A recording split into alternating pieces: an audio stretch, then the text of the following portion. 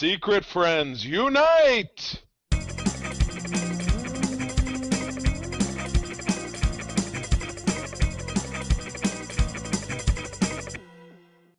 Welcome to the Secret Friends Unite podcast, episode 469.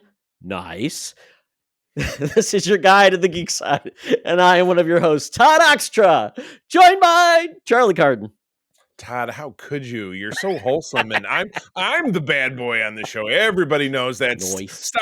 Stop biting my shit. No, I'm good. Sunday night, we had an outing yesterday. Us and a bunch of friends at the historic Jackson, Michigan prison. Are you familiar at all? Oh, yeah. Familiar at all? Wait, it's historic now? Well, yeah, it was built in 1830. It's the closed? shell. Well, yeah. No, it's a real. We were in the prison yard with all the prisoners. No, it's a prison that was right along the railroad line back in the day. So yeah, from Detroit and other cities in Michigan, they could ship people there. But yeah, now it's pretty much ruins, and the parts of it that are accessible to the public are great for photography. They reopen a new one. That was always a punchline. My uncle always liked to say, like, "Hey, where did Charlie go to school? Oh, he went to State, Jackson." Well, Lapeer has a prison too, which it's hidden away. You pass it on the highway, and you're like, "Oh, the prison! Hey, prisoners!" There's a big one in Ionia County too. You go along M21, which runs out of Flint, goes right by it. So, yeah. And we have Orange is the New Black in Shakopee over here because do you really? Prison, but it's like minimum security.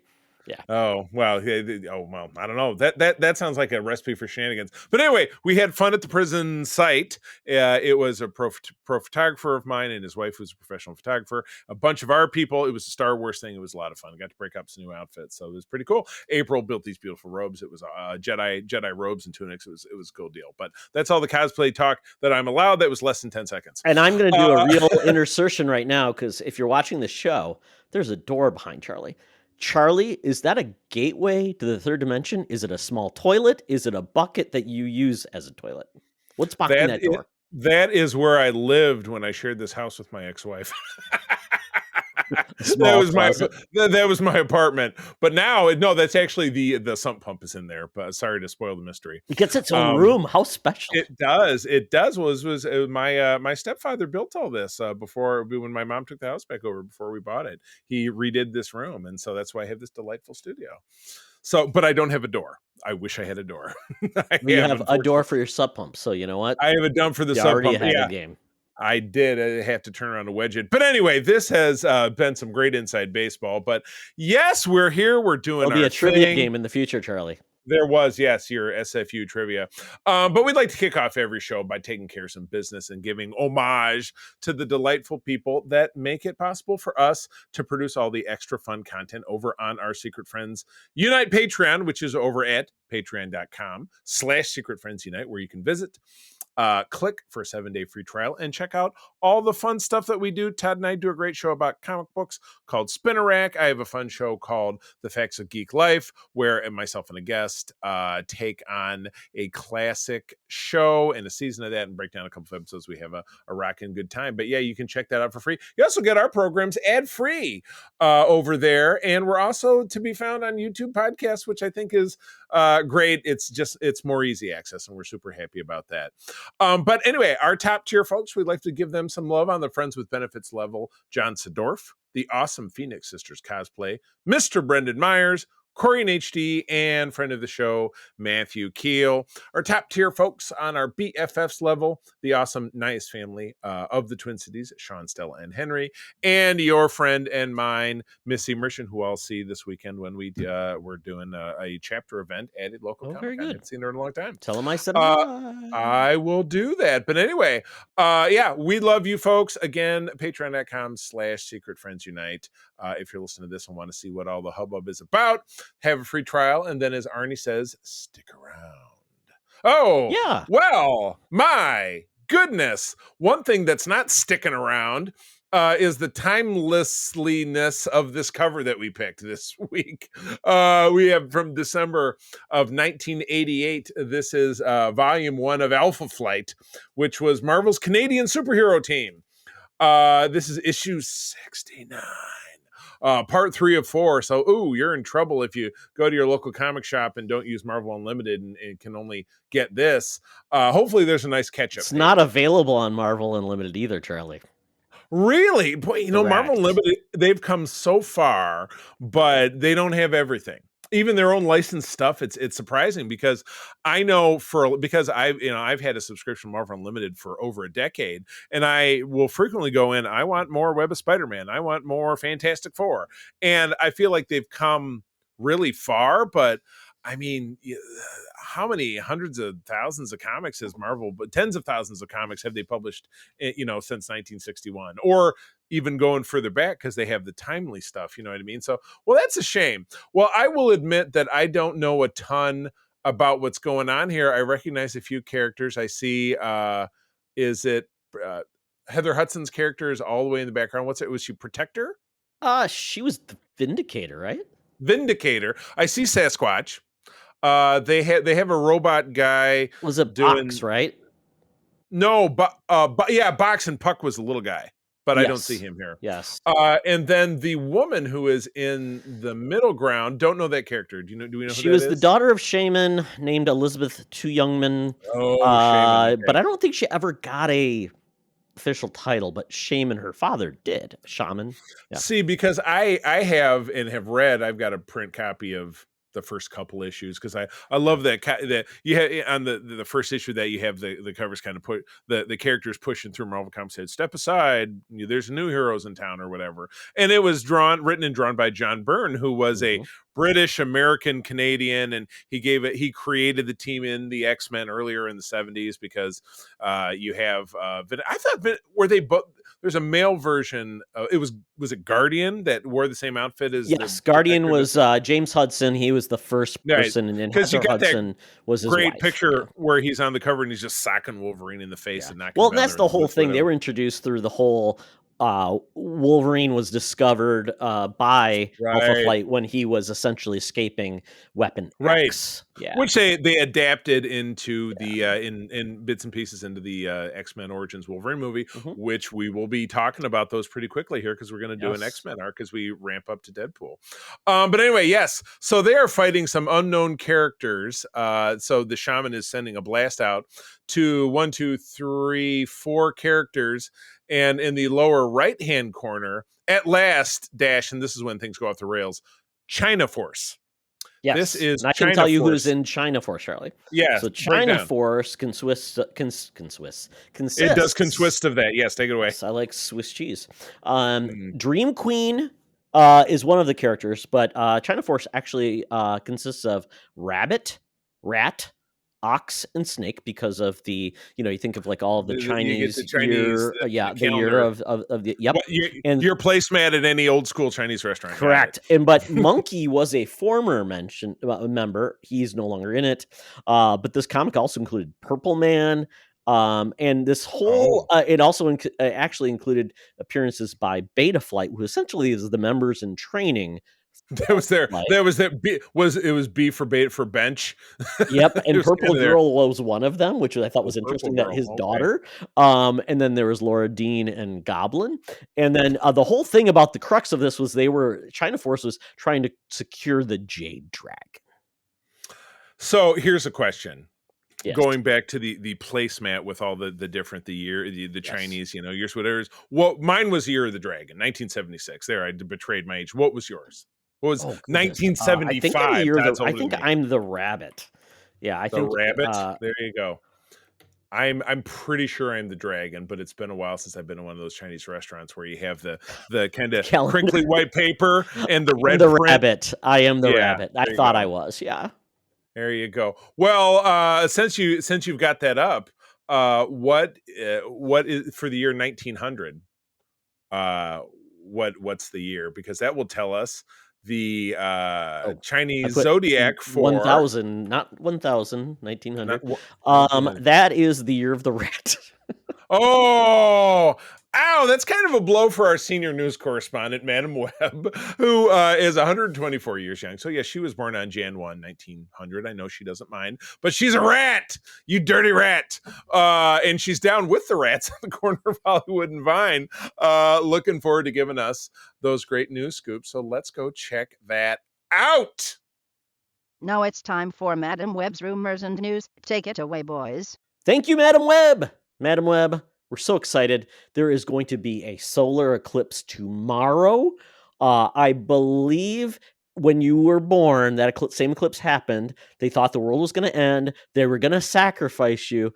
But unfortunately, they found you to be, quite honestly, not a suitable sacrifice. It didn't fit the bill. So you can just thank your stars and garters that you were passed over for a much better sacrifice. Not sure who it was.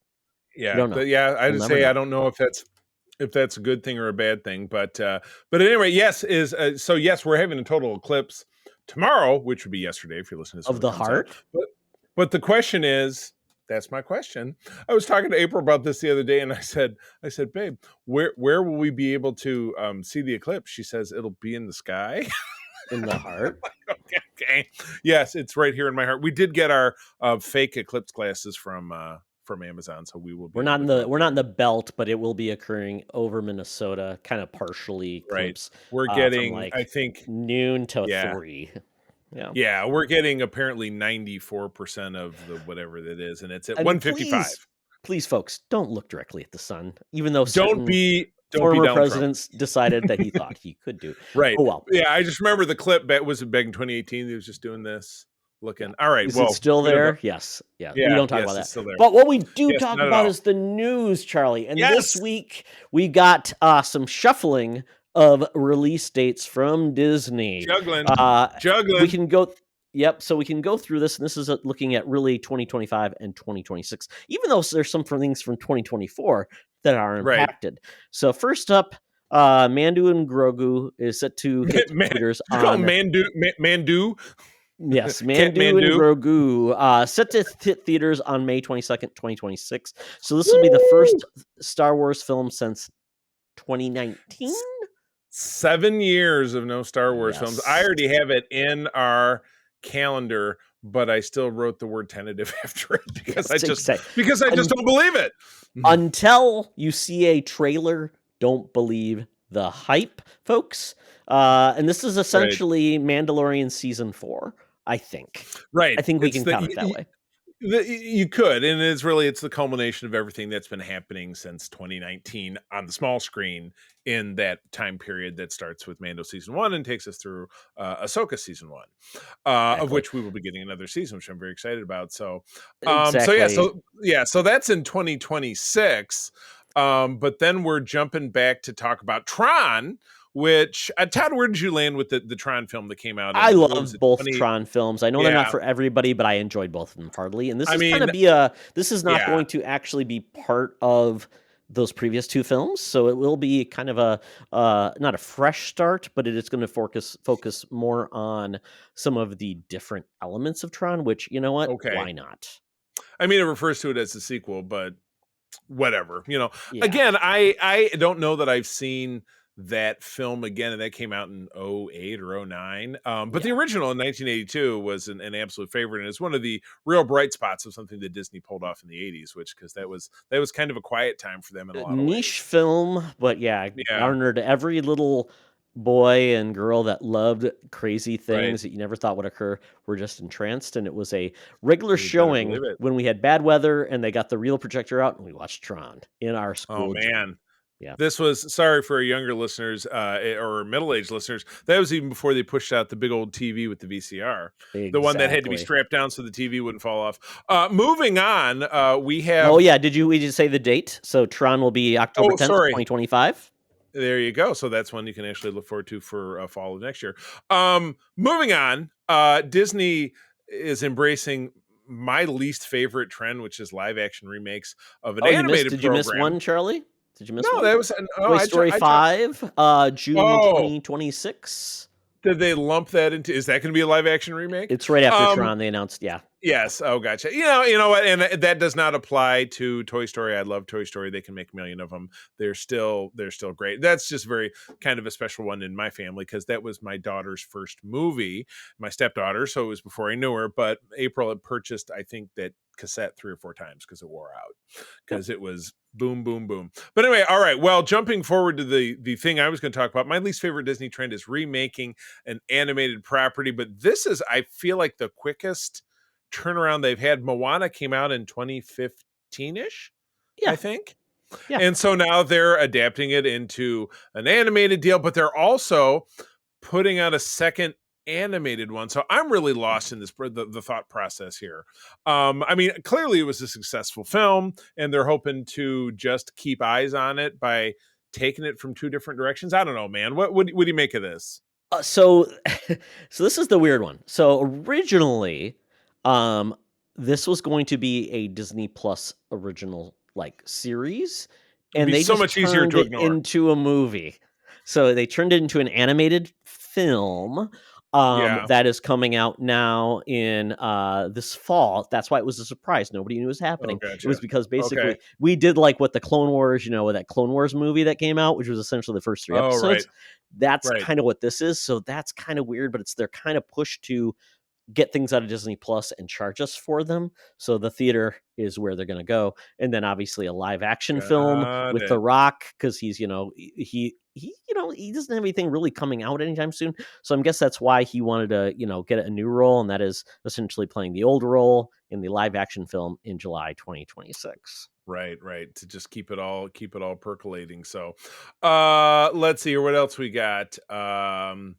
Yeah, I mean, they do mention this is on the cusp of 2023 being very disastrous overall for Disney with movies like Wish. Indiana Jones and the Dial of Destiny, I saw a headline today that they finally tabulated the losses at about 135 million. Yeah. Oh boy, that just it really super burns my heart. But this year it was funny because Todd, we're less than a month away from our summer movie wager, so we really got to start talking about that. I was at dinner after Yep. with all the cosplayers afterwards, and I was describing this to them and telling them about our prize of Zizor.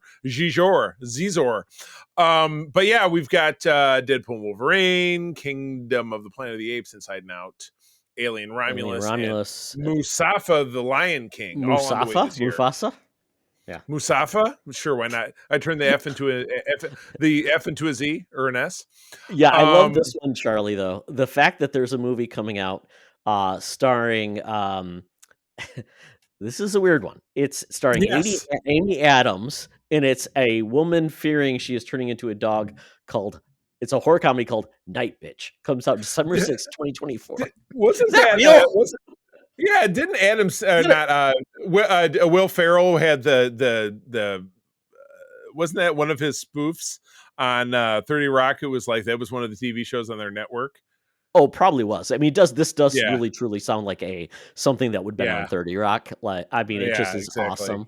Oh Yeah. my But I gosh. mean, and there's other movies coming out further ahead, but I mean, really it's going to be lean for Marvel as well as Yeah. DC this year. So one movie for Yeah. Marvel, one movie for DC. But you know what? We got Sony and their Spumco to keep us Oh, the Spumco. excited. Yes, to keep us warm. Well, still talking about Marvel, and again, we're quite a ways out on this, but the thing that is going to, at least in my opinion, save Marvel's collective bacon at the box office is going to be the Fantastic Four, and we're getting that in 26. I don't know. I'd have to scroll down to see the date. Right, July 2026? 2025. Oh, that's just a little over a year away. Yeah, because But they're going to they start have filming it this summer. Oh, very good. They have cast Julia Garner, who is Ruth from Ozark. Did you ever make it through Ozark? Have you watched that show? I know it's supposed to be kind of a family Breaking Bad type of movie or TV series, but other than that, Jason Correct. Bateman, it's like they're doing are they drug dealers? Is that their thing? Oh, I'm not going to tell you. But anyway, I know they do something shady. Yeah. They're down in the Ozark area, which of course I had no familiarity with. Is that like the northern, is that like the Ozarks, the northern equivalent Missouri? of like the Everglades of Florida, but just further. Yeah, no, LA, you're kind of your lower Alabama, like where you lived when you served. But yeah, she played a character called Ruth who had all the greatest catchphrases. She was very deadpan, and then she also played in The Americans, which was that show with Kerry Russell and Matthew Reeves, which was on FX, which was totally fantastic. But she is going to be playing a member of the Silver Surfing family, though all of the headlines are saying she's the Silver Surfer. She's a Silver Surfer because she's not necessarily Norrin Rad, who's the one that people really recognize. So she's going to be the chick Silver Surfer, as it were, the female one. Called Shalabal, Shamalama Ding Dong. Yeah, so I mean, the whole Silver Surfer, his tragic tale of his planet was going to be eaten by Galactus. Norrin Rad gave himself to Galactus to save his planet. Shalabal was his lady that he loved so much, and he was basically his punishment. He could never return there, but he did save his people.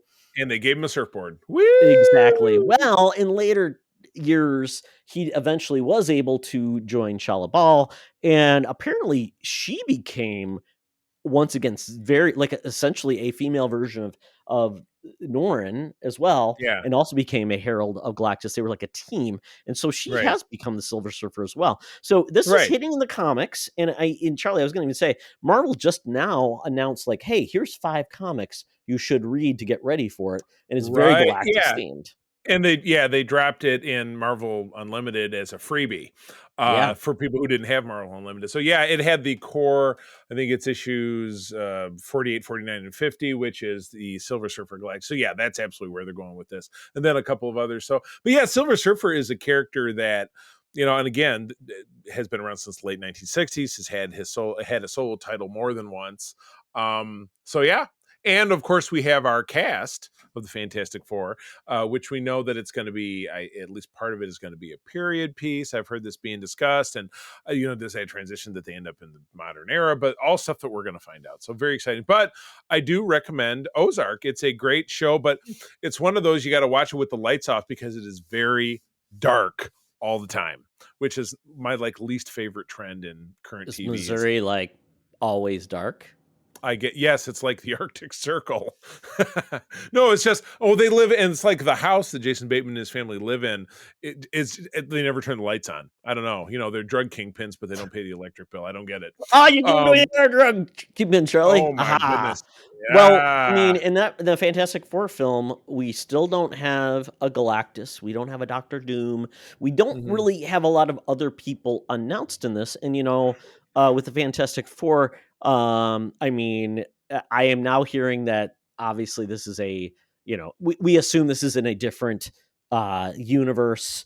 It's going to be something else. It's not the 616 because people said they looked at the actual landscape and the cityscape. It's not. It doesn't at all look like the MCU New York, which makes sense. I mean, and if their world in 1960s is modern and our world is not, I think that's kind of cool, and I hope they have some weird sitcoms we see from that era, and it's goofy. It's like those old cartoons where it's like the city of the future, cars will fly, absolutely, car will shave you before you get to work and do all the work. Oh, there you go. Fantastic. So yes, as you said, this will be the film of the summer next year. So, but in the time in between, we still have the reign of Star Wars on the small screen. So we're currently enjoying The Bad Batch, or I am. Todd's not. Our guest Clint last week was also really enjoying it, but we've got that through May 1st. And of course, all the wags are like, why can't it end on May 4th? I don't get it. Because it airs on a Wednesday. Marketing. Got to be consistent. That's how marketing works. But right when that ends on May the 4th, we are getting a follow-up to 2022's. It's a Saturday? Or is it on the 3rd? That's so weird. Well, May 4th, if it's May 4th, which is that when it's airing? Also, it's also a New Comic Book Day. Yeah, that is a Saturday. But anyway, we're getting a follow-up to 2022's little series of 6 vignettes, that was called Tales of the Jedi. This has a trailer that we got this past week. While we had long been rumored to get a second season of Tales of the Jedi, we get a title card that comes up and the word Jedi gets broken. It says Tales of the Empire. So we're getting a very cool breakdown. We had a 2-minute trailer. featuring the Morgan Elsbeth character, who we saw fleshed out in season 2 of Mandalorian, or introduced to in the season 2 of Mandalorian, and then fully fleshed out as being one of the great Night Sisters of Dathomir throughout the first season of Ahsoka. We do see disgraced Jedi Barriss Offee, who was friend to Ahsoka in the 6th season of the Clone Wars, who ultimately betrayed her and framed her, and then left. I watched that just recently too, and voiced by the absolutely fantastic Meredith Salinger, very big fan. And then what else did we see in this? Those So are is the she big a moving relative of like pieces. J.D. Salinger? I believe there's some kind of connection, but I'd have to look it Think up. so, Sorry. too. She's also the wife of Patton Oswalt, who's my favorite Yeah, I think comic. that's a weird Yeah.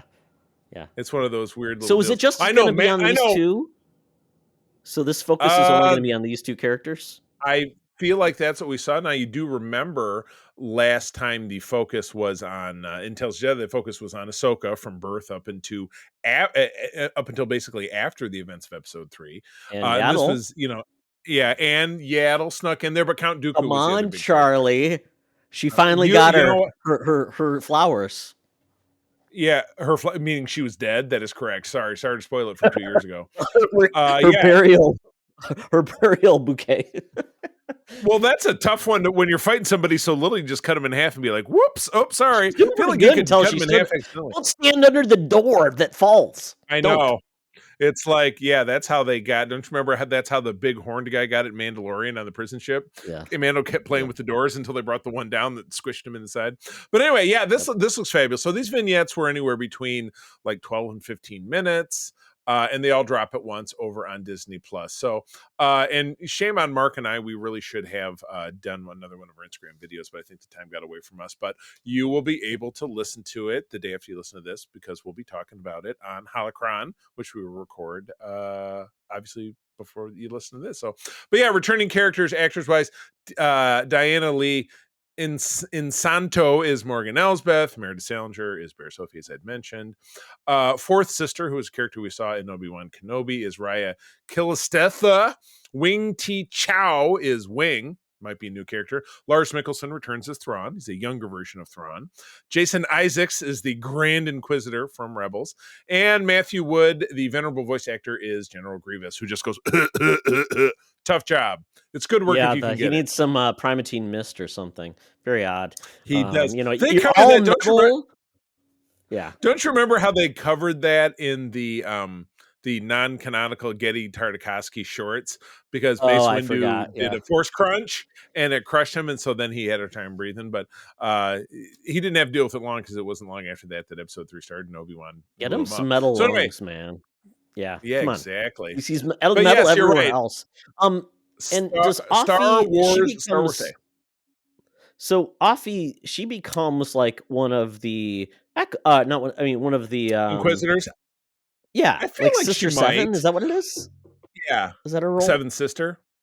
But that was it potentially. That's some digging right there. Now her master was Master Unduli, who was used as bait in an early episode of Rebels, because like Kanan could sense her consciousness. They went to a prison facility and her ghost was walking around, but then when they turned around, they saw that her skeleton was behind a door, and so she was a ghost. But that was Barriss's master. Barriss was a Padawan, just like Ahsoka. And Ahsoka, of course, quit the order, meaning she's not really a Jedi. But Barriss was kicked out of the order, which means that she's a whole lot of nothing. She's in prison and obviously gets recruited. It's like everybody else with force abilities.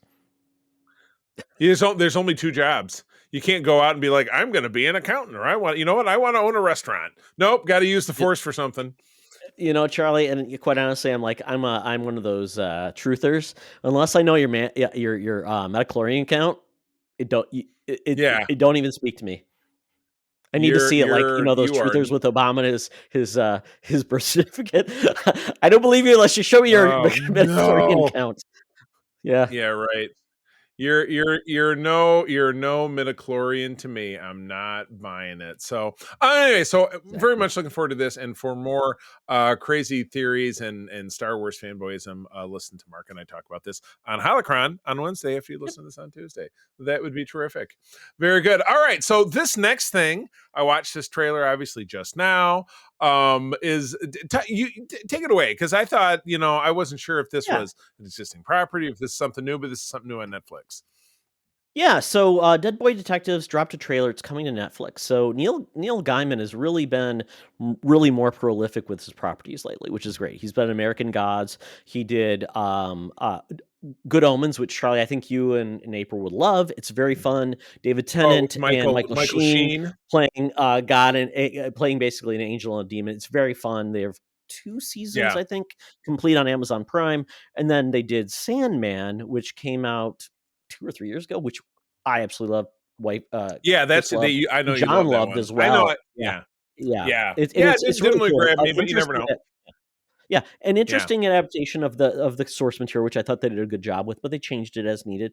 And then another series that Neil Gaiman did is called The Dead Boy Detectives, and it's a fun series. He's done some other, like the Graveyard book, which is cool. It's kind of like an adaptation of, like, he said, what if we could do like the Jungle Book but with spirits? That was the Graveyard book. Well, he did another series called Dead Boy Detectives, which was a comic book, and essentially about 2 dead teens who haven't passed over, and they decide to solve basically mysteries of why someone was killed and passed away. Basically, give them basically solve their murders, because there's so it's kind of a step beyond like Quantum Leap. Kind of, yeah. And then they end up actually connecting to a medium who can see them, and she kind of helps them as Patricia well. Arquette? Along with okay. Yeah, exactly. I love that show. Medium was so good. Oh yeah. Did you watch that?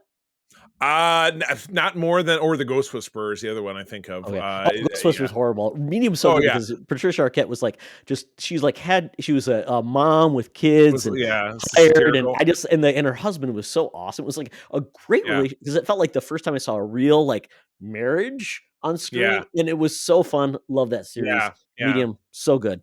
But getting back to this, it's essentially there's probably going to be an overarching plot to this, because there's a comic book series I never read, but I know it was well regarded, and I know that this, when I saw the trailer, I'm like, this is going to be so cool and neat. And there's a bunch of other supporting actors in this that will be helping out with some of these.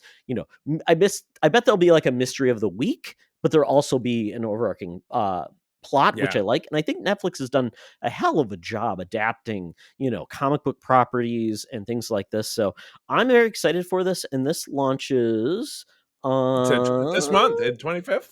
April 25th. April 25th. And this was originally supposed to be on Max, and Netflix picked it up. So watch the trailer, folks, and you'll know if it's for you or not.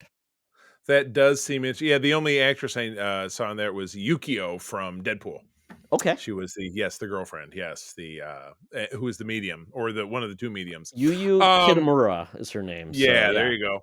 All right, so this kind of blew my mind. So there's now been, and the connection to this, I wouldn't even know how you got a connection from this, but since the character of Winnie the Pooh, if I'm getting this correctly, has become public domain, in so much that like Steamboat Willie is now public domain, but so there's a lot of rules and different stuff attached to it. Now Bambi is attached to that, because this is Charlie. This is very convenient. This is like a minute long clip. So this is technically called a teaser trailer. Is that you open slowly, pulling back in kind of a dark wooded area with a bird that is a dead bird that has been fixed to a tree, and there are 2 guys shooting on it, a black gentleman and a white gentleman with accents. British, I think, right? Yeah, and period clothing. So this is clearly taking place in the past. And the one guy is practicing shooting and doing a crappy job. He's a black guy. And then the British guy said, I shot a deer once. Okay. Exactly. And then it transitions over to a massive deer knocking over an automobile in the modern day, like flipping it over, like scooping it, like this is like a 15-foot long deer scooping up an SUV. In the dark, of course, and flipping it over like a rag doll, and then roaring like Godzilla. And I was like, what the hell are we looking at? And why I didn't read anything about it. Is this a cinematic universe of just monsters or basically kids properties that are now public domain, so people can just ruin them for Yes. So everyone. Charlie, we're in that domain that is Ruining open space. to Oh my others. Yeah, because god. Bambi came out in like 39. So we are Sure. now in that era of like things becoming open domain, and they're calling it the Twisted Childhood Universe. And so we've already Shit. had two Pooh films. What So we the had those hell? two Pooh Blood and Honey films where the second one they introduced like Tigger, and so they've branched that out. And it's funny because we are getting this Bambi the Reckoning film, which The Reckoning. I love this. It's coming out on March 26th. Wait, what? Oh, wait, really? Oh no, March. Winnie the Pooh came out. Blood and Honey came out March 26th. So these are There you like go. straight to video in the Okay. Poohniverse. But then they're expanding it now, so we're going to see characters like Bambi, Tinkerbell, Pinocchio, and more team up in an Avenger-style movie called Poohniverse Monsters Assemble. I'll bet the Tinkerbell she'll just be like a Black Widow, just Yeah, killing I guys, mean, shrinking down and or exploding them from the inside. Yeah, it's going to be interesting. Yeah, it goes inside. So make me them clap and, like, my yeah. wings stabbing a guy. Oh my Yeah. god. And then So we are going to yikes. get more films, including Peter Pan's Neverland Nightmare and Pinocchio Unstrung. Pinocchio nose up your butt. I mean, I was excited though, because at least this one with the Bambi, and I mean, it did seem like, oh, it's not a guy in a bad suit, but it's a CGI deer. So I'm like, Well, why not? like I said, it's a bear, or it's bigger than a bear, and then it basically that's what it is. It's a deer that's a bear. It's a deer bear, some kind of mythical creature. Yeah, so it's not like the first two Pooh movies where it's just a guy in a mask, kinda. Yeah, right. I don't think they're Yeah. actually bears and tigers, Oh my but god. yeah.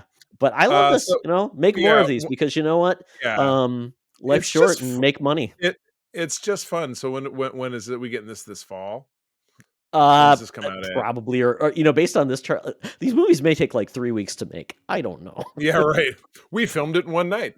Oh We my may god! have to add one of these to Shocktober, just because Well, we should definitely start with the first one. Oh, you think so? Because we have to follow the canon. Well, and then we'll do one over subsequent years. So one this year, one next year, one the year after that. Charlie, do you really want to sign up for that? Todd, I have an entire Patreon dedicated to terrible films, so you know that I'm not afraid of anything at all. We'll watch The Room at some point. So okay. Oh, all right. Well, that takes us out of the news. It's time for me to get out that Fuber app, that Feeble Uber app. We've got to get down to the geekies to talk about stuff that we're enjoying, but I always hate it. Or I should always love it when we get into the Fuber and they have the radio playing, because you get great informative advertisements just like this one.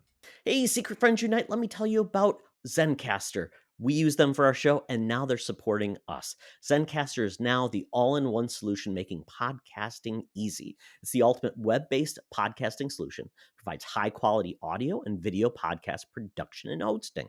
With a full suite of professional tools, podcasters can seamlessly record, produce, and publish studio-quality content, all from one dashboard. Being a creator has never been easier. And we chose Zencastr because of the ease of use. High quality output, and it makes it super easy for our guests to come on. We had multiple solutions we tried before, and Zencastr has just been the best fit for us. Why Zencastr? It's now super easy to record a podcast with Zencastr. Log in using your browser and start recording a high-quality podcast right away. Record studio-quality sounds and up to 4K video with your guests. Feel a sense of zen knowing Zencastr's multi-layered backups ensure you always have your recordings in the highest quality, even if the connection is unstable. Have you ever worried what you sound like? Zencastr's post-production process makes you sound buttery smooth. It automatically removes those ums and ahs in your recording. It removes those awkward pauses in conversation too. Set the right podcast loudness and levels while reducing background noise with the click of a button. So if you're interested in making an easy, high-quality podcast just with the click of a browser button, Go to Zencaster.com/pricing and use my code SFU1. You'll get 30% off your first month of any Zencaster paid plan. I want you to have the same easy experiences I do for all my podcasting and content needs. It's time to share your story. Now back to the show. Talk nerdy to me. Talk nerdy to me. We're sitting in the Geek Easy, cover band's playing, drinks are poured, and we are ready to get our nerd on. So this week, pretty busy week, but my son was on spring break, so I said, you know, son, you're into this game called Helldivers 2, which it's kind of a cool game, Charlie, but the big premise is it's really, it's taking a lot of its, influence from Starship Troopers. So, which is kind of cool. It's an old Robert Heinlein novel. Oh, yes. It became a film by Joe Esterhaus. And such a great film. We loved it. We were in college, 1997. Oh, yeah, absolutely. And it is a film that is ironic. It's making fun of fascism. It's doing all those things. And I just loved their filmmaking. So I thought, you know what, Logan, let's watch this because I think you will appreciate what the game is trying to do. Because it's aping a lot of those things. It's basically these guys that drop down. They're called Helldiver, Charlie. They go to a planet and they shoot big bugs. And they always talk about like they're doing it for democracy. They say have a cup of liberty, and they do all these like very even the movie looks like some of the. Do you want to learn more in Starship Troopers? So, and I always worry like like late 90s film that was sci-fi genre would it hold up, because a lot of them they don't because of CGI that's bad or something like this. And then like the Ghost of Mars or the triple X in space or whatever. Like the first X-Men film, it's like it's really rough, and we totally get that. The first Spider-Man movies, the first Harry Potter, they all are kind of rough. But when Logan and he truly enjoyed this film a lot, which is great. I think he liked it. And I watched it every so often. I have it on disc and I have it on Fandango, which is probably how you watched it. Yep, I do. Because I own it, so I'm glad you enjoyed it. Yeah, the 4K cut looks really good. It looks really good. Yeah, and again, this was in the era of practical effects, absolutely, for the most part, certainly for the space stuff. And I think they spent their money well. And this was this Universal? Who made this? I can't remember. Good question. No, it was Sony. Sony did. Oh, okay. Yeah. And 1997 was the heyday of Star Trek on TV. So there was a lot of love for military science fiction, kind of in the zeitgeist. It was a big deal. But this was edgy, and Todd, as you always said back in the old days, it had bombs and boobs, because you did get to see the life. Charlie, it's bullets, bugs, and boobs. So Did you have to cover up Logan's eyes when she took? Nope. And I forgot how much boobs there were in this film. So I'm like, oh, okay, that's cool. Although Denise Richards largely no boobs. Avoid that. But who was in this movie? Tina Myers signed up for it and said, "Hey, she did." She was showing off her tater tots, absolutely. Who was great in this movie was Jake Busey, who is of course Gary Busey's son. You had the one like dumb hick guy who was in like a lot of stuff where he got killed, like the big big hoss, yeah. And then you had the actor who was Father Gabriel, and he's also Sergeant. Yes, that was the guy. I'm like, oh, I know him. Yeah, he's also Sergeant Carver in The Wire, which I'm going to talk about in a minute here. Okay. So, great actor. I mean, you've got like Michael Ironside as the old instructor. You've got Clancy Brown as the sergeant. Clancy Brown. And you had what's his name? Big Jim from The Dome. And who was also in Breaking Bad. As the Major, which is like, that is phenomenal. And you got a young heartthrob. What was that one guy's name? The one that was courting Denise Richards? Casper Van Dien. It was Johnny. No. The other guy, the pilot. Oh, and he was like a 90210 guy. Oh, I can't remember. Not Costas Mandelar, but one of those guys, Yeah. Lorenzo Lamas. Exactly, one of those guys that would be like on the 90210, and like, he eventually gets his own spin-off and becomes a cop. Who's Kelly's new boyfriend? But he was the other pilot guy who kind of steals Denise Richards away. Guy. But Yeah. yeah, this was a who's who, and I remember things were written about it back in the '90s that were like, "Hey kids, let's have a war movie," and this is basically what it was.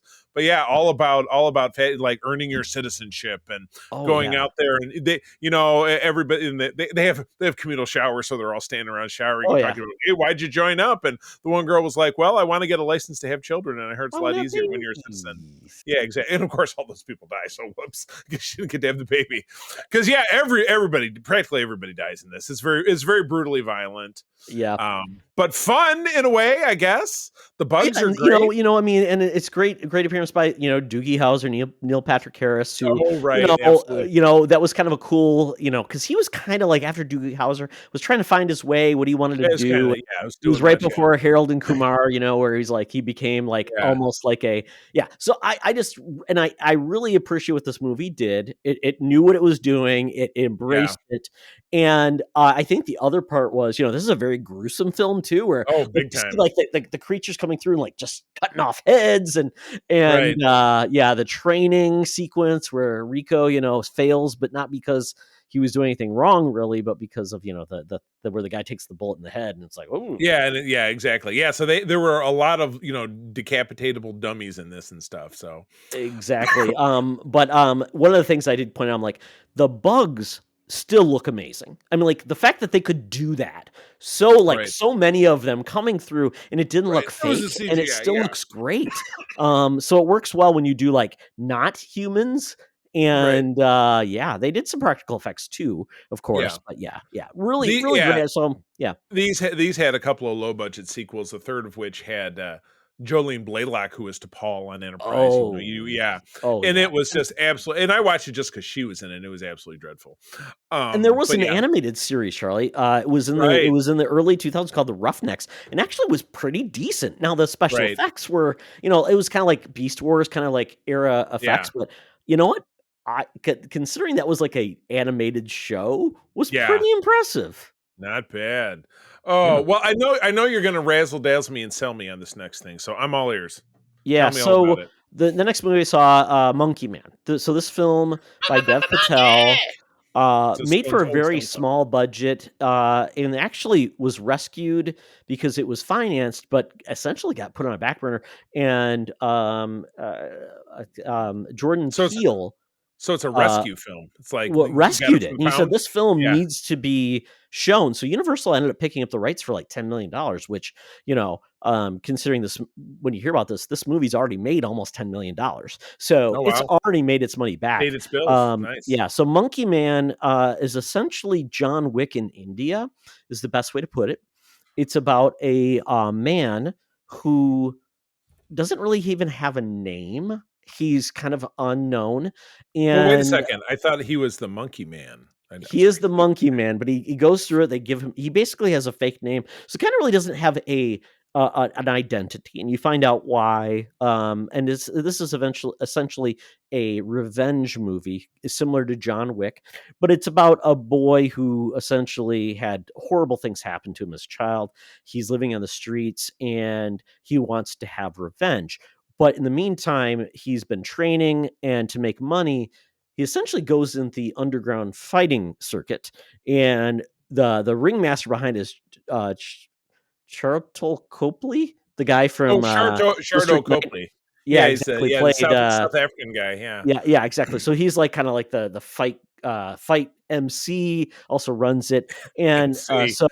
so he Dev Patel wears this monkey mask because that's part of there's a character in Indian mythology called Hanuman, who essentially is kind of mythological figure. He wears that mask when he fights, and he does it to win money because he's trying to get money to like fund The the the himself. the Money Monkey Man. Got it. Exactly. Yeah. So the fights are brutal, but they're really well done. And along the way, he gets himself into a plot and basically a plan on how to make this work. And you find out that he's not exactly really ready to take down the system. And then it takes a bypass, and it really does a cool thing where it's showing the grunginess of India, because I mean it's a very poor country, and that's a big theme of like the poor versus the rich. And he's essentially saved by this temple that embraces Shiva, and Shiva has two identities of creation and destruction. And it's also a place for transgendered people in India, which I didn't expect to be a storyline in Oh, this, but wow. it is very Interesting. pro and supportive of transgender because it's not a supported, viewpoint in India. It's a very different culture. I work with a lot of folks from our Indian office, and in Mumbai, and so I wasn't expecting this. It was beautiful how they embraced it, and then they were part of the story. So I don't want to give any more away of this. I think the fight scenes were amazing in this. Obviously, there's a little you have to have a faith or a leap of faith in this, because after he would have a fight, he had like no bruises on his face. After like He was a really, mutant, if like it was Wolverine. me, I get a bruise if I rub my eye the wrong way these days. Well, Being old that's just means you like wake up with a bad yeah. back because you sneezed wrong. Ouch. But yeah, Yeah. I thought Dev Patel, a kid that was in like The Life of Pi and all these movies, Slumdog Yeah. Millionaire. I mean, he's come a long way in the fact that he directed this, did all the cinematography, and really, it's a great movie if you enjoy like a revenge tale, but also like great fight cinematography. And if you're interested in like India and what it looks like now, some of Revenge their history, fighting. I Very really exciting. enjoyed it, but it's not for everybody. Totally get that. That's cool. Good deal. All right. Well, jointly, and again, I watched this a month ago, is that Star Trek Discovery is back. They dropped 2 episodes this past Thursday. We're going to be taking that in extreme detail on Code 47, which we'll record later this week, and it'll be out on Monday the 15th. But Ted, you watched the first episode, correct? No, actually, I watched both. The first Oh, and you did second watch both. release. There you Yeah, go. I snuck it in because I wasn't sure if I was going to be able to finish. That was when I was a little delayed Yeah. today. I had watched almost all the second episode, and I'm like, oh, I need to finish that. So, Yeah. but I did. And Charlie, it was like kind of a tale of two cities for myself. Yeah. Discovery has always been about story arcs, so you Yeah. kind of get introduced where it's going, and you get some character development, but essentially you are going in one place. It's not at all like Strange New Worlds where you have set stories in each episode. So it either lives or dies because of that. So what I Yeah. like about this season, it does feel like this is a wild adventure. It doesn't feel Yes. like it's the end of the world. Like, oh my god, we've got to get the Red Angel or Well, we're that gonna was die. And that was it was a Red Angel in season 2, which is how they ended up in the future, and or then it those was the creatures. burn, Yeah, and then it was the OMC or whatever the hell it was last Yeah. season. That it was everything, the DNC or yes, something that was eating the universe, and so this is different. So I think we should probably keep the spoiler free. Yeah, Because it feels like there's there is a treasure to get. This feels like a treasure hunt. It's treasure hunting, but it actually ties back to a really obscure plot line from Yes, the Very one of early. the latter seasons of TNG. Yeah. Oh, I Season thought it was 6. early. So, yeah, I No. Yeah, It was it had to do with Picard and his archaeology professor from the past Yep. had found this thing, and then the guy gets killed off, and Picard takes over the mission. I'll have to watch that ultimately, episode again because Yeah, I'm not up to speed on it. The Chase is the name of the episode from season 6. I will check that out. 'Cause, Great yeah, episode, self-contained. So it's 47 minutes and you'll be in good shape.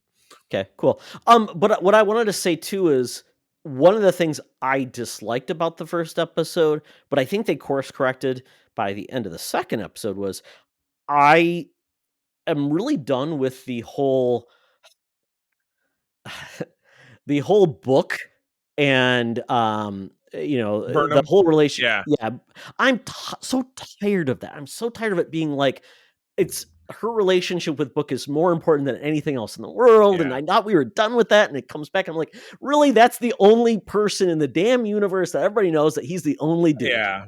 Which is really? And I feel similarly. I don't really care for the Adira character or the relationship with Ian Alexander's character, who is the Trill. Couldn't care less. But because I just don't enjoy the characters, and it's just the plot line is They're a not little flat. They're a little flat. And Ian At least, Alexander, I'm sorry, is just not not really an actor that really blows me away, and they're Correct. just not, they're not and again, I've seen the first 4 episodes. I'm going to rewatch 1 and 2 this week because we're going to record on it this week. So I've not seen it for about a month, but they do delve into the relationship between those two, and I just can't make myself care. Oh, so I know that because they do go at the end of episode 2, like, oh, we're doing this. I'm like, okay. And once I heard that, I'm like, oh, are we gonna go back to the least interesting character of this show? I'm glad I'm not the only, and I think Okay. it could be an age gap thing with me because we're talking about 2 characters that very clearly represent the transgender community. That's great. Trek is all about representation, but I think for viewers like Todd and myself, or even Peter or Aaron, I don't want to speak for all of my co-hosts on Code 47. It's not something that resonates with me. But it's great that it resonates with someone. But I'm also glad that it's not like, let's drag this out and make it a whole big old dealio. Correct. Yeah, I mean, and it's not what the characters represent. It's the fact those are characters I feel have no edge. They're like very flat. Like I said, they don't like resonate like some type of emotion. It just feels like they're vanilla or bland. It's like it was a character Tara in Buffy was like that.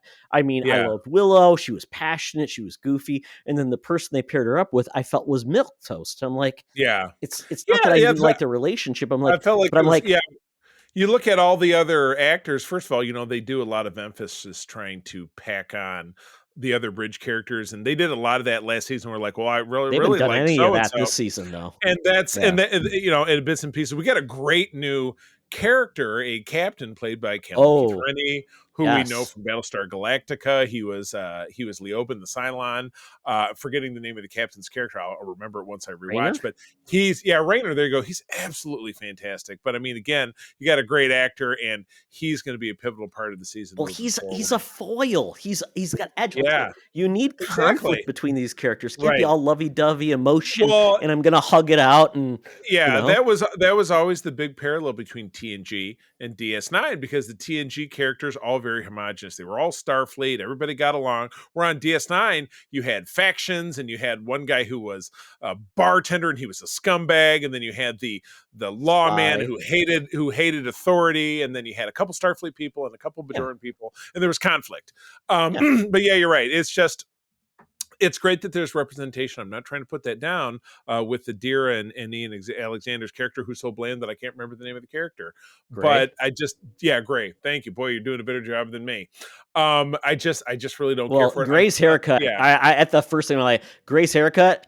I mean, come on. I'm a man with no hair. If you can grow hair, have a good haircut. Is all. Yeah. Don't cut your hair with garden. Don't waste that opportunity, because at this point, I want to grow a faux hawk. I want to do all these cool things. I want dreadlocks, and I can't do any of it unless I get a wig. I'm happy about what I still have. But anyway, we are very grateful to have the support of CBS in providing screeners to our network to watch them, although I'm the one who watches them. So I'm very grateful. Thank you very much. I do think it was. I was going to say one last thing. When Saru mentions, "Oh, this should be your number one," and when they said that, I almost puked. And I'm glad we got what we got, because at this point I felt like Saru's going to be like Danny Glover. I'm too old for this shit. One last day, I'm like, oh, if they fucking kill Saru, I'm going to be so damn pissed. And we're going to see someone cry her heart out a million times, and I can't take any more tears from that character. I can't. I'm all teared out. Todd, I don't know if you listened to our cruise wrap up that April and I did, but I got to meet Sonequa twice. What a wonderful, wonderful, wonderful woman. She was so kind. And both times when I met her, she was literally walking past our cabin door. I opened the door and there she was walking by.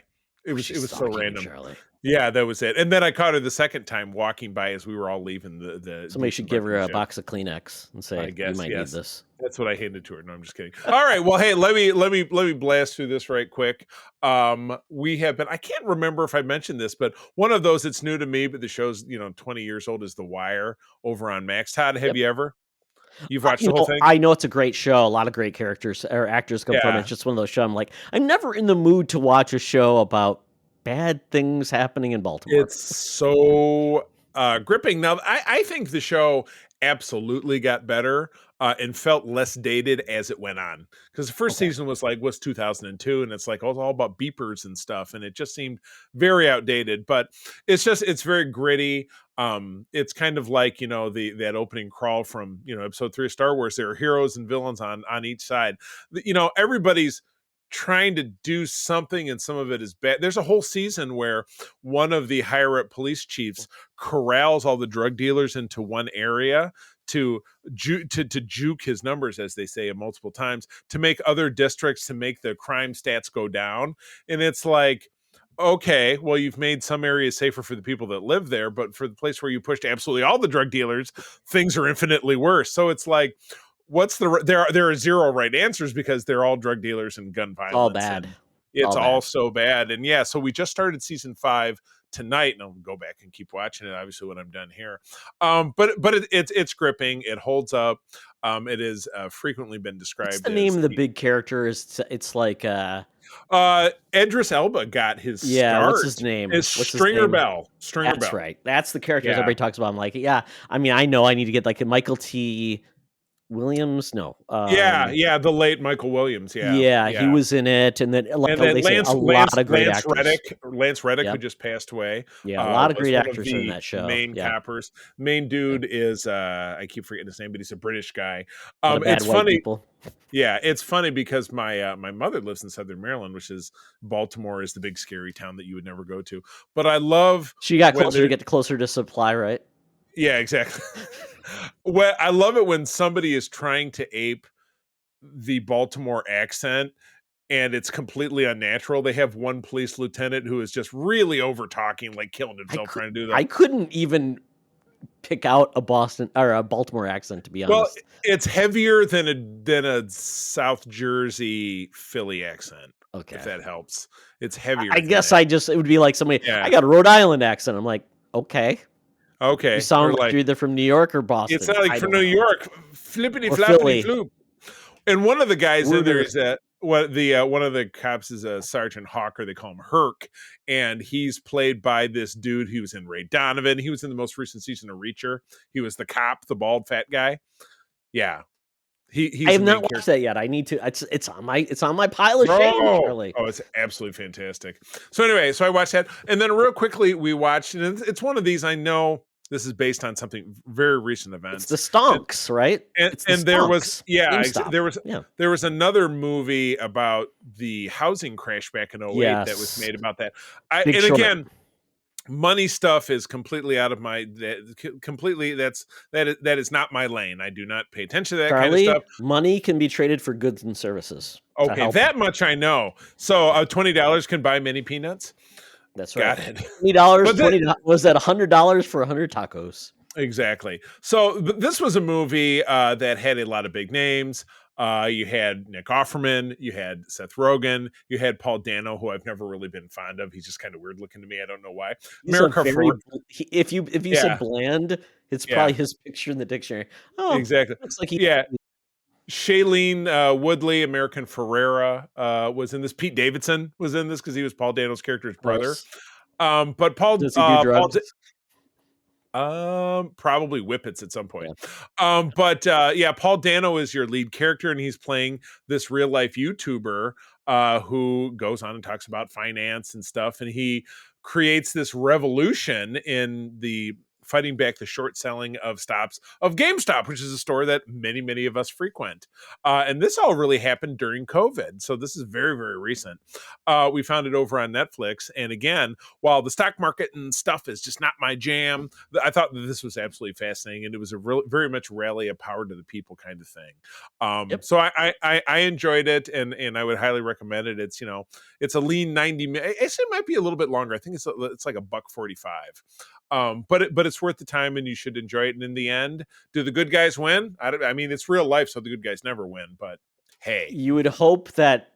Yeah, you would. The system is always rigged against us, but you would hope that this would divulge that there are gaps in the system that hopefully these guys actually kind of hurt all of these liquidators and everybody in the pocket, and maybe they'll not go deep again like this. Yeah. Not exactly right. So yeah, go check that. Go check that out on Netflix. So that's it for me, and that is the end of the Geek Easy. Todd, time to get out my Fuber app. My no, not the Fuber app. Sorry, that's what got us here. I'm going to spit in my drink because I don't care for this place yet. We still keep coming back because it's cheap. But I got to get out that Air Qantas app. Time to get down to the land down under. Tina, hologram Tina, R.I.P. and the mutants do await for us. We have a game for them this week. TV on the fours. Let's go check it out. Welcome to another edition of Thunderdome! Thank you, Tina. The mutants been gathered for a topic or game to be entertained.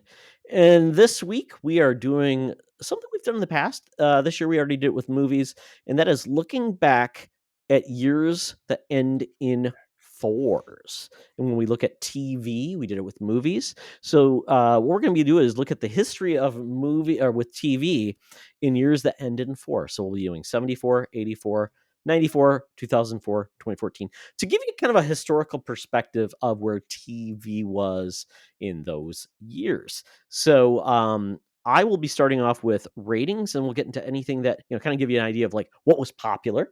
And then we'll give you a look at what premiered in that year as well. So when we talk about this, we start with 1974, the year I was before I was born. Right. I was not available. My parents were probably watching TV when they thought about what would be great. Yes, having a boy named Todd. That's what they were thinking. Yeah. Give me a story about a boy named Sue. Go! Exactly, yes. So with TV in 1974, we start with ratings. So I'm going to go from the bottom to the top for the top 20. So in NBC, we have the NBC Movie Mystery at number 20 with a 21.5 share. And that was a special. So that was probably like one of those cop movies, like it would have been like Columbo, right. The special movie. Yeah. Then we had Cannon, which was another detective that had a 21.5 share. Mannix, essentially the same. Man, I think was Mannix like Robert Culp? It wasn't Manimal. Oh, God, Robert Culp, somebody else whose name is not spoken, just like his partner, Bill Cosby. Yeah, maybe. From I Spy. Then we had The Wonderful World of Disney coming in at 17 or 16. The Rookies, I have no clue what that was, at 15. Nope. Bob Newhart Show, the original one, coming in at a good 22.4. Then SWAT. Oh, my goodness. Almost all these are cop shows. Then we had Policewoman with Angie Dickinson. Oh my goodness. God. Tough woman who can beat the bad guys. Right. Oh, and then Kojak. Don't you go change your baby or whatever. Yep. What did he say? Who Loves Your Baby with a lollipop that looks like me. Then Little House on a Prairie. April's favorite. On a Prairie, not the Prairie. It's next one's your dad's favorite show. Yeah, the Rockford Files. Almost cut off his finger watching reruns of the Rockford Files. Mary Tyler Moore coming in at number 11. Oh my goodness. Right there in the Twin Cities. We watched the first episode of that recently just because it came up as a suggestion. Gotcha. Yeah. So folks, pay attention to the rating share as we go through this, through the years where it goes. Like I said, we're in like the 20s, mid 20s point. Right. And then watch where we go in the next couple of decades. Hawaii Five-0, 24.8. More cop. Yeah, Maude. We get Dorothy Spornick. I'm gonna hum all the themes that I can think of. Which Maude, I think, was a spinoff of something. Whether it was Archie All in Bunker, the Family, Archie Bunker, Restaurant, maybe. That was number 9. The Waltons, obviously a very wholesome John show. Boy. I don't remember the song. Good Times, another Norman Lear show. Rhoda, that was a spinoff of Mary Tyler Moore, I believe. Rhoda. Okay. Yeah, MASH, that was renewed. It was on season 3 already. In 1974, was on season 3. We the Jeffersons that debuted. We're moving on up. That was number 4, another Norman Lear show, a spinoff of Archie Bunker. Chico and the Man, Paul Rodriguez. Good. And Freddie Prinze Sr. Freddie Prinze Sr. Was it? Oh, that's right. Not Paul Rodriguez. Yeah. Sorry. Yeah. So, Paul Rodriguez was in the 80s. Yeah, exactly. That was also a debut that year, a sitcom, Sanford and Son, 4th season. You got it. All right, All in the Family. And then All in the Family Yeah, it was funny because these were all on like CBS. So these or no NBC and CBS. So I thought these were all on CBS, Yeah. but yeah, spread around. So NBC and CBS were like the top dogs. ABC, their top show was SWAT, and so you see how these Right. networks do and how they did. So there you go. SWAT, That was SWAT. it. Yeah. So sitcoms were huge, and so were cops. Oh my goodness! Yeah. All right, so we taking the big leap Yeah, into the so we're doing 1980s. premieres. So nope. So we're Oh doing yeah, I premieres. didn't. So didn't these have would be that. notables of shows that you may not have realized it. So one of the big ones, and it wasn't even on the top 20, was Happy Days. Debuted in Oh wow, yeah. 1974. Charlie, the $6 Million Man debuted in 1974. Oh my goodness, we have As the well technology. as as well as the Land of the Lost, that Sid and Marty Krofft show that we love so much. Oh my Planet goodness. of the Apes debuted That was a in show? 1974. Oh my Oh gosh. yeah. Yep, they had a couple of different Wow. shows on TV. Then we had Kolchak, the Night Stalker, which was essentially the pseudo beginning of the X-Files with Darren McGavin, who actually Right. made a character on the X-Files. my Nova, goodness. that PBS show that went on for, I think it's still going on actually now. And I'm looking for anything else. Oh, the Shazam series debuted in Oh, 74. Shazam with Billy Shazam. Very And a nice. notable cartoon, Hong Kong Phooey, debuted. Oh, Oh my my goodness. goodness. Yeah, so at that point I would say those would probably be the big shows if How you're could you have interested in that. possibly left out That's My Mama, Clifton enjoys being a barber in Washington D.C. Todd, I am Well, if you get ashamed the new of you. adventures, the new adventures of Gilligan the cartoon and Partridge Family 2200 AD also debuted. 2280. All right, well, let's take a leap forward to what I've always considered a benchmark year for pop culture. We'll see if TV holds up, Charlie. We will. I did. We did. That was the year that gave us, great releases from the Transformers, G.I. Joe. We had an Indiana Jones movie, a Star Trek movie, so the Ghostbusters, so on and so But forth. cartoons, but anyway, those are all syndicated cartoons, so they won't appear in this. that is. list. I was merely painting a picture of this okay. year, the year of our Lord Okay. 1904. But anyway, on the big three, and it's very interesting because you started to talk about rating share, how they have eroded. Of what's considered on top, but counting down from 20th, we have a three-way tie for 20th at a 17-1 share. We have the Fall Guy, which is a movie that's coming out, but was that Lee Majors? It was Lee Majors, and it was also Heather Thomas. Oh, Heather Thomas, exactly. TV's Bloopers and Practical Jokes, which is Ed just McMahon and Dick Clark. Was that who hosted that show? everybody. I mean, that's just basically YouTube these days, or TikTok. And Scarecrow and Mrs. King, wasn't that Bruce Boxleitner and Kate some Jackson. other chick? Kate Jackson, exactly. Charlie's Angel, yeah. Number 19 was personal favorite, Night Court. That was the second season. First, Wow. well, it was the first year. Oh, but two seasons. But 2 seasons, so maybe like a half. Must have been we'll debuted in like it was like a mid-season replacement, and then came back for the fall. That's going to be my guess without looking. Highway to Heaven, that was the 17.6 share for Night Court. 17.7 was Highway to Heaven. That was Michael Landon before he got touched by an angel. He had his own spinoff. For some reason, I was looking at this last one recently. 8.3 comes in with Kate and Allie, which were two either divorced or widowed women, divorced moms, living together. Yep. Yeah, exactly. Newhart, was that Bob Newhart yet again? So he's back with another show? Like Peter Scolari. And, there you go. And Larry, Daryl, and Daryl. Yeah. Exactly. Magnum PI, who he was an ex Navy guy who fought in Vietnam, but he was from Detroit. Yeah, 5 seasons. That debuted in like 1980 then? I don't know. That's no. I think it maybe 82. I don't know. We'll That's say crazy. It says it shows on the chart number of seasons. So it says the fifth season was in 84. Yeah. Oh, that's maybe again it was one of those like filling it in. So something called Riptide, which you don't remember this, Charlie? This was like it was like a team on a boat where it was like Perry, what's his name? There was a nerd, and they had a boat. Always a nerd, and they had solved mysteries on a boat. You're thinking of Night Boat from The Simpsons. Cheers was in its 4th season. I just don't think it says season 3. Yeah.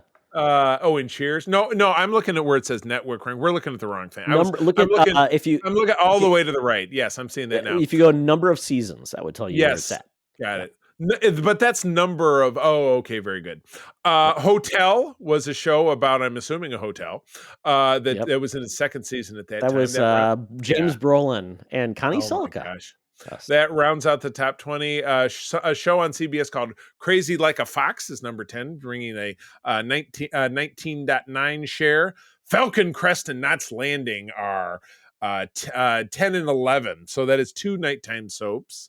Oh my god. And then Murder, She Wrote, which was not related to, what was I trying to tell you? I thought Angela Lansbury was the same Lansbury that did like the Poirot novels. That was really Agatha Christie. Oh, Agatha Christie. There we go. Yeah. I swear. I swear there's a connection. Simon and Simon, that was two brothers. Were these two brothers that were stunt guys? And one of them was Major Dad. One was Major Dad. I can't remember. One of them was just some dude. Of course, dude, yeah. Yeah, very famously, as we're getting into the latter half of the top 10, we have the A-Team. Great show, benchmark of our childhood. 4 Vietnam vets on the run as soldiers of fortune. Family Ties, great show. We watched the entirety of it within the last couple of years. So the thing that launched Michael J. Fox into stardom. 60 Minutes. 60 Minutes is still ongoing, isn't it? It's been around for 50-something years. Yeah. It hasn't stopped. Click.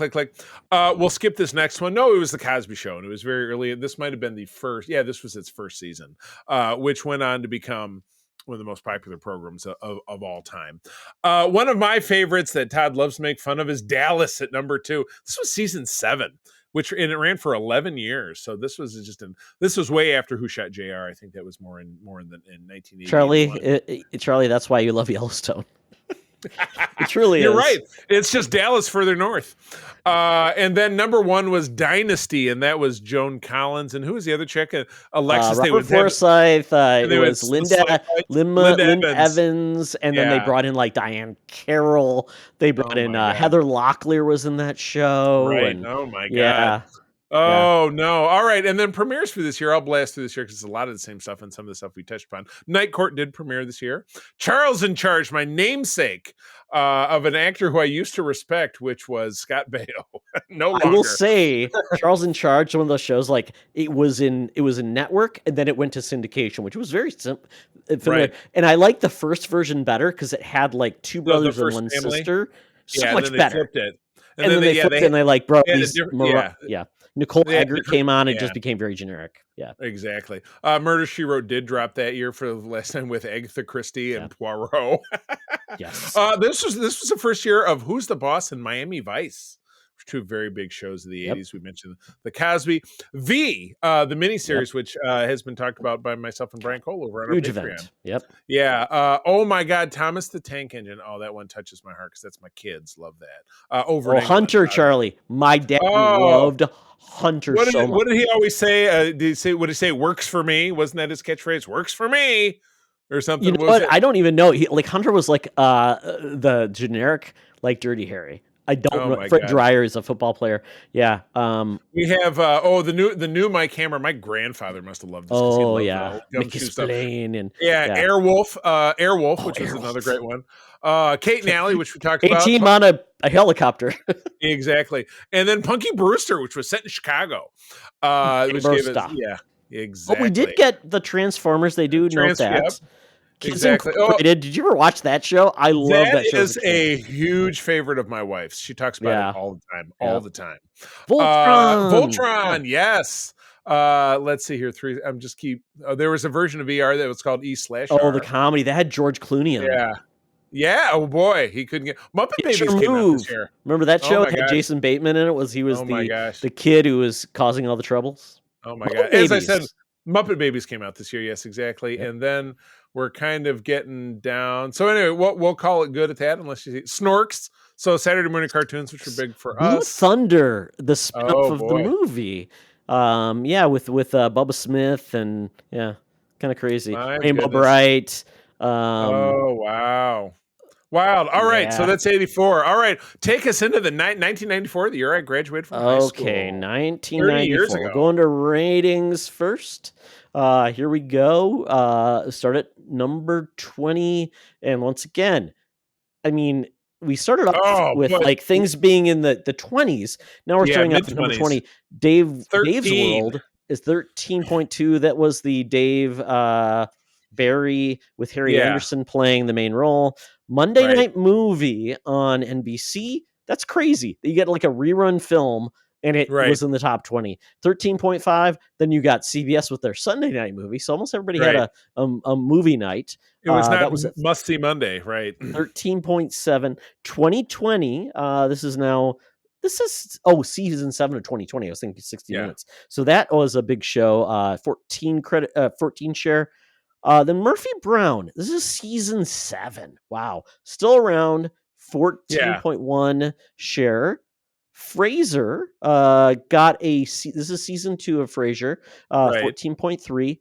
And Charlie, we get to a show called Hope and Gloria. I have no clue what this is. Sounds familiar, but it'll probably be in the other window we open. Yeah, I couldn't tell. Yeah, so that got it was also on NBC. First season, it was renewed.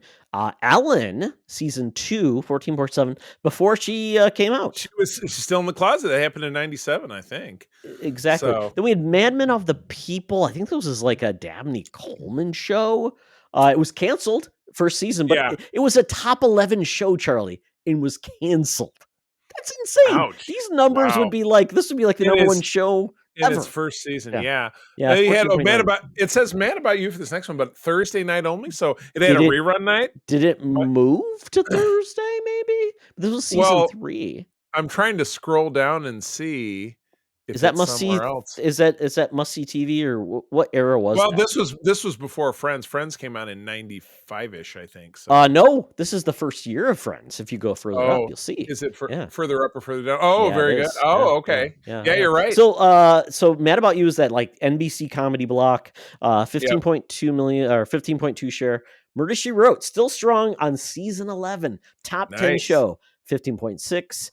Roseanne in season 7. Tied with Roseanne. Yeah, still going. 15.6. That show, The Connors, is still on, isn't it? Oh, I know. Without Roseanne. Like, I think Roseanne was only on one season of that. Yeah, she like 6 seasons later. Yeah. She got herself canceled, but people still want to watch it. It's crazy. Yep. Friends, first season at 16.1. NYPD Blue, where you could see Sipowicz butt. And then Hallmark Gosselaar became critically acclaimed. That was season 2 of that show before Jimmy Smits came on. That was like kind of one of those mature rated shows that was shown late at night. 16.5 share. 60 Minutes, season 22, still top 5 or top 6. 17.1. Monday Night Football. Football becomes a huge thing as we'll see going forward. 17.8. Grace Under Fire, man, talk about her.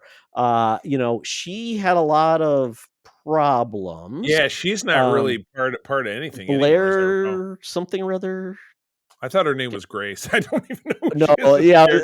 Blair Butler, that was her name. That was the era of like comedians getting sitcoms, and they just that'll last for a season. Yeah, exactly. Which that was number 4. Home Improvement, going at number 3 at 19.9 share, season 4. ER. Tim Allen from Michigan, ER, first season. That show went on for like 25 seasons, I think. Sure maybe did. Less. 20 share. Yeah, a little less. Yeah. Yeah, and then Seinfeld coming at 20.5. Season 6. Season. Yeah. Wow. A juggernaut. I think it must have been like a lot of little half seasons and stuff, because that show came in 89 or something like that, but it could have been a little bit here, a little bit there. I think it was like one of those things was like a mid-season replacement. So it was one of those weird ones. Okay, so we get into like what premiered. I won't talk about the things that were on the list. We get Spider-Man, the animated series, Charlie. Spider-Man. We have My So-Called Life, one of April's absolute favorites. One season, yeah. Exactly. Then we get Touched by an Angel, which, it was part of the CBS Jesus Squad with Texas Ranger. They had that thing, kicking ass and saving souls. Party of Five on Fox. Yeah, launched 3 of the most attractive women on TV. If you watch them, let's see. Going through down this this list. Chicago Hope, which is basically like everything, the beginning of the Empire of Chicago shows. They've launched all those. Chicago DPW is the one I always joke about. So yes, the trash bin of Exactly. Chicago. Yep, Gargoyles, one of my favorite. Ooh, yeah. Debuted at that point. Then we get into the Magic School Bus, which my son loved. Sister. Was that on C? No, that was on WB or UPN. One of those two.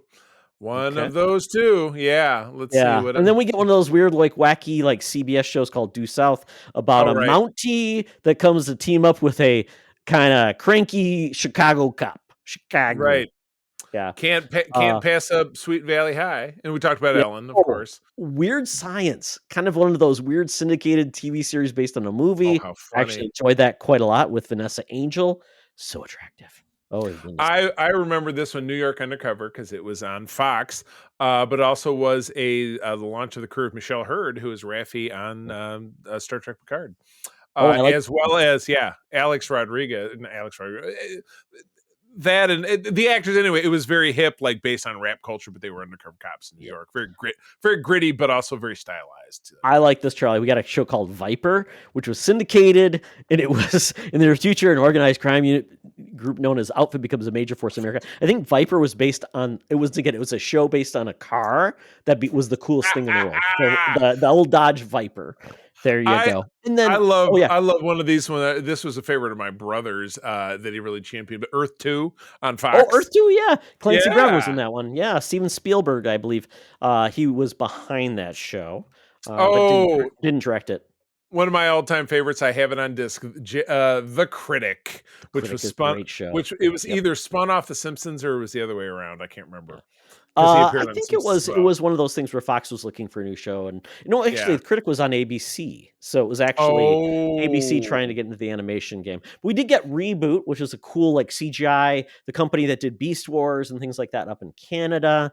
Thunder in Paradise, Hulk Hogan having a show in a high-tech boat solving crimes. Do you remember how much we loved Duckman? It was so good. I love that. Jason Alexander on USA. Yeah. We got a Fantastic Four and an Iron Man this year, though I don't think either one of them were both lasted a couple of years. Yeah. No, but The Tick was a show on Fox Animation I absolutely loved. Great show. I remember watching this one in the summer of '95. It was Models Inc. And actually there was a cop played by Robert Beltran before Voyager came on. He was Chakotay. But it was that was one of the first vehicles of Carrie-Anne Moss, who is now going to be in the Star Wars universe in just a month here. So very exciting stuff. We're back to 2004, Charlie. Let's do it. All right. 2004. I was a fully grown adult out there in the world doing some stuff. So my God, to look at this. So now we're in full swing of cable television, different stuff going on. Your audience is fractured from at a high when ratings were typically in the low to mid 20s at the bottom of the top 20 to now being at the low of a 5.2 for The Amazing Race, which is we have a two-way tie for 20. That would be Boston Legal and The Amazing Race 7. I am aware of Boston Legal because I know that Shatner was on it for a while, and Rene Auberjonois, who was Odo on DS9, he was on it for a while. But yeah, that's about all I know. Spader. Yes, and Spader. Now, we were just talking about the show Medium, which you enjoyed, and then House, which I know debuted this year because I looked over. And House was a great show with what's that dude's name? Hugh Laurie. Those were both tied at 18 with a 5.4 share. And then we're getting into some new and some heritage sitcoms. We got 2.5 Men in its second season. Yes. And then Everybody Loves Raymond. So that was obviously their at least powerhouse for the lower end. We get a debut that year at a 5.8 share of Lost, which was a show that a lot of people have a lot of opinions about. April and I just watched the entirety of the show within last year. And does it hold up? That was a show that really got pinched by a writer's strike. So in a lot of ways, not so much. CBS had a show called Without a Trace coming in at number 14. Not sure. I know that it went on for like another 10 seasons, I assume. Yeah, I guess it was doing okay. Oh, and we unfortunately had the third edition of The Apprentice, which wish that had survived, Charlie. That's all I'll say. Yeah. I know we have spared a lot of misery in this country. Monday Night Football, Todd, as you had mentioned, live sports became increasingly more important in this era because you can only find them on TV. So people were watching, and you could only find them on the networks until they weren't on the networks anymore. That was number 12. Those two were tied for 12. Extreme Makeover Home Edition. This was the hey, move the truck, and they redid somebody's falling so apart much Alabama reality. shed. Yeah, exactly. So much reality shows. Yep. I know. Yeah, this really was the era.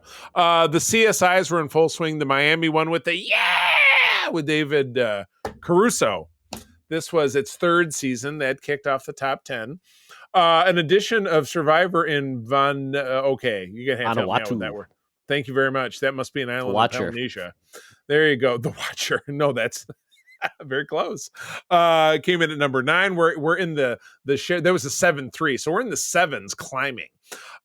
We had ER was still on. This was in season 11 with the 7-4 share. We have another Survivor in Palu. Is number 7 with a 7-5 share. The Apprentice too. Okay, so he was on multiple nights, and each one was. I think it was one was wrapping up, maybe somebody else took over for him, like the other season. Not quite sure, but 2 seasons. We had the at number 5. We had the inaugural year of Grey's Anatomy, which is still on. Holy or it's cow. coming back. Yeah, it's still on 20-something years later. CSI. This was season 5. Was at number 4 with a 9.2 share. Desperate Housewives. This was the first year of this. My ex-wife loved this show because that's how she pictured herself. Instead, she was just jobless. And I don't know why she was so desperate because I worked. But anyway, so I got dragged into watching a lot of that. This was, however, this was the 4th season, but the Unstoppable Dynasty of American Idol. It was on twice a week, Tuesdays and Wednesdays, over on Fox, pulling a 10-9 and an 11-1 share for parts 1 and 2. So yeah, it's kind of like the Beatles having the top 5 spots on the charts. But yeah, American Idol was indestructible back in those days. And this was let's see, I think the 4th season was that Carrie Underwood. I think it might have been. Probably, yeah. Yeah. I can't think of anything past like season 10 that had notable stars, but yeah. Right. And I already called out a lot of the debuts, House and Lost. Drake and Josh, which was the unfortunate focus of that show, quite on the set. So we're not going to say anything more about that. Desperate Housewives I touched on. Deadwood is something I've never watched. I never watched. Yeah. Me neither. Man. I heard it's full of it's bad people in the Old West that drop F-bombs. We probably should get it. Battlestar Galactica, which Peter and I have been talking about over on the Patreon, debuted this year, though the miniseries was the previous year. Doc Martin, about some guy wearing Doc Martin shoes. That's great. I have no idea. Entourage, which is just a show about dickheads. Yes. All old people love Doc Martin. Just ask him, hey, you like Doc Martin if you need an opening for like a sales call? You like Doc Martin? When you say old people, you know who loves Doc Martin? Gen Xers like us. So just be careful. Well, no, my in-laws and my mother. Oh my god! All love I Doc Martin. I thought that was a big one for Veronica Mars, which was a great show that I've heard so good, and I think I've only watched like 2 episodes of it. I feel like we've seen somewhere, if not one of the Stargates came on this year, the Atlantis show. Yep. In addition to the CSI, which we already talked about, there was a New York edition that came out this year. That was the last official spin-off. Was it really? Okay. Boston Legal, which I think we've already touched upon. Gary Sinise was the head of CSI New York. Yep. The very, very racy, the L word over on Showtime about lesbians in Los Angeles. Lesbians in Los Angeles. Very good. Pig? Wow, I didn't think I had no idea it was that old. Dennis Leary and Rescue Me. That was where he's a firefighter in Boston. Shocking. Joey. After Friends ended. Because that was the end of it. We had the Justice League Unlimited, very well respected. Great cartoon. Series, yeah. And the Batman, yep. Yeah. That was on Kids CW, I think. Or Kids Corner Gas. I think that's a Canadian show, but it does sound familiar. Ghost Hunters, the first year of this. Favorite my wife. Yeah, the 4,400, which is about a reappearance of 4,400 people that had previously disappeared. I'm just looking for anything else that really jumps out. The Backyardigans. It was one I watched with my kids.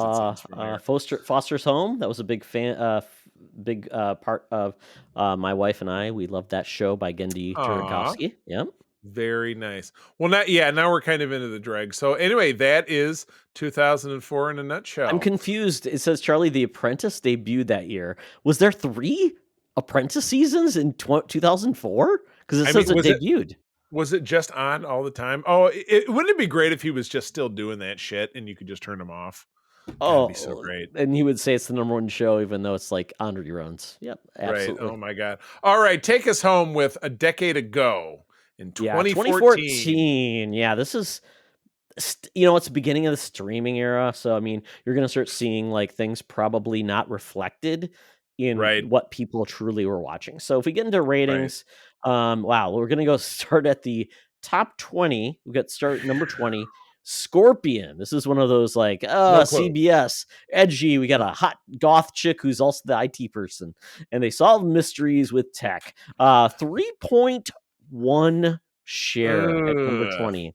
Family Guy, season 13. This is Right, after it the was canceled and The brought show that back. died and came back. Yeah, killed in 01 and came back in 05. Exactly. So yeah. Still going on. 2.5 Men finally canceled after Charlie Sheen was finally off the Wow. show and Ashton Kutcher came on. 3.1. Big Couldn't- Brother Wednesday, 3.2. Yeah, that was season 15. Once Upon a Time, that was season 4. That was a show that we enjoyed, kind of retelling like fairy tales in a modern context. Yeah. Yeah. Kind of, but fell off a cliff. That was a 3.2 show. Criminal Minds, that was, CBS old people love murder shows. Mhm. Season 10, that was at 3.6. The Blacklist, that was James Spader once again doing like the Nice. computer show. Right. That predicted like murders and things. That was 3.7. The Voice Tuesday show, 3.7. Sure. Ooh. Grey's and you get- Anatomy. yeah, it had fallen out of the top 10 Yeah, in season 11. Yeah. 3.7. How to Get Away with Murder. Season Ooh, that 1, was a this is big like one. this is like the Shonda Rhimes, like Grey's Anatomy, then How to Get Away with Shondaverse. Murder. So you're either in a Scandal, hospital or you're trying to have an affair or get away with killing people. politics, or Get Away with Murder, things like that. That was 3.8 share. Football in America Part 3 special. I don't even know what that is. I think it's supposed to be like Football Night in America, because that's weird. 3.9 share. Right. The Voice, that was in Monday. season 4, going off of Idol. That was a 4 share. Scandal, talked about that, 4.3. Modern Family, that was season 6. Wow. Yeah, I that feel thing old. was powerful just because it's so relatable. I know. Yeah. A Big Bang Theory, season 8, 4.6, and that was one of the biggest sitcoms ever on TV. It just did forever. And But still low. And it shows up again at number 4, but it was on twice a week, I'm guessing. Or it was reruns, probably. They showed it. That must be what the 2 means. That's so And then crazy. see how powerful football is. Then you get like the OT, which is basically a post-game show on Fox, 4.6. The pre-kickoff show on Sunday Night NFL per kick, number 5 at 5.3. Big Bang Theory, once again, 5.6. Thursday Night Football kickoff, 5.9. Empire. Remember when Empire was the biggest thing in the world? It was going to change the game. Terrence Howard, Taraji P. Henson, and that one guy who claimed he got beat up by cops. Jesse Smollett? Yes, who said he got beat up by cops and all this stuff, and then it came out, all the things. So weird that ended so badly. Right. I mean, Sunday Night Football, 7.3. It's so telling that, just like what we were saying in the in 2004, that the thing that really matters at all, even just looking at a decade ago, is live sports, because that's where you can find it. Where everything is video on demand now, and it was really starting to come into shape here, and now it's all the way gone. Yeah, I looked down further down the list, Charlie, just to give you an example of like a show that you thought would have been huge. Agents of S.H.I.E.L.D. season 2 was number 42 at a 2.7 share. And this is like when the MCU was on fire. And that show could only get like, where it was at. So that tells you right now that network TV was not, and these are, we're seeing only network TV on these lists. So that tells you that, the viewers were elsewhere. They were Right. elsewhere. Yeah. April So loves Agent of Shield, so I will always ooh, and new this year, yeah. plug. Here's my one. Yep. Star Wars So Rebels at number 28. oh, I was gonna say, so we start at the bottom, like, or the top. So True Detective, big series on HBO, debuted that year. Oh, Oh, we just watched it. yeah. Just Yeah, watched it. It was Fargo, great. another big, like, critical darling. This is when, like, April loves the it. golden age Tells of me I got to watch TV, it. Yeah. but not on networks. Once again, these are Right? like networks that you just, you had to have a cable subscription. Right. Outlander, one of your favorite, Charlie? It's fun. It's I guess coming is back still going. eventually. Yeah. Yeah, Yeah, it's coming back 10 eventually. years of that. The Flash, this is like the Oh darling of my the gosh. CW, Right? debuted that year. Let's see, what else was a big one that was a surprise? Gotham. Remember Gotham was like kind of Oh, controversial, a Fish show that had Mooney. its ups and downs. Yeah. I loved it at times and thought like, why is this still on? I think we Um, just really Silicon Valley. It was a show that April and I love yep, because it's about what she does. yep. There's Let's see, what's Scorpion, another? which we were trying to figure it out. Yeah, Goth Girl Yep. and it's tech. Yep. Penny Dreadful, a really cool show on Ooh, Showtime, which I thought was yes. really interesting. It was like The Extraordinary Gentleman, but done well. And we and you Pretty got to see cool. what's her face naked, which worked for me Yeah, because you she's already super hot. mentioned Star Wars Rebels.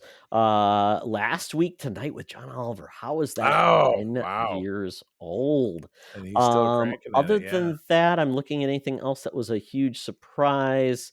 Blackish. I remember that became a huge like Oh cultural boy, yeah. phenomenon. Definitely loved Yeah. it. Yeah, other than Absolutely. that, yeah, Broad Broad that was kinda it. Broad City over on Comedy Central. I thought that one was fun. Oh, Yeah, well that's a wrap then, huh? We've this yeah. is fun. I like this. So we did movies and we've done TV. We did toys. You usually do a toy, toys of those eras.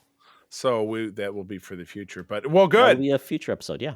Funzo Dunzo. Well, good deal. Well, that's a wrap, friends. As always, thank you for joining us. Todd, where do people find you out there? They can find me on Threads at Toxtra, at Secret Friends Unite, and still on the Twitters at Secret Friends U and at Toxtra. Once again, check out our Discord, check out secretfriendsunite.com, and check out patreon.com/secretfriendsunite.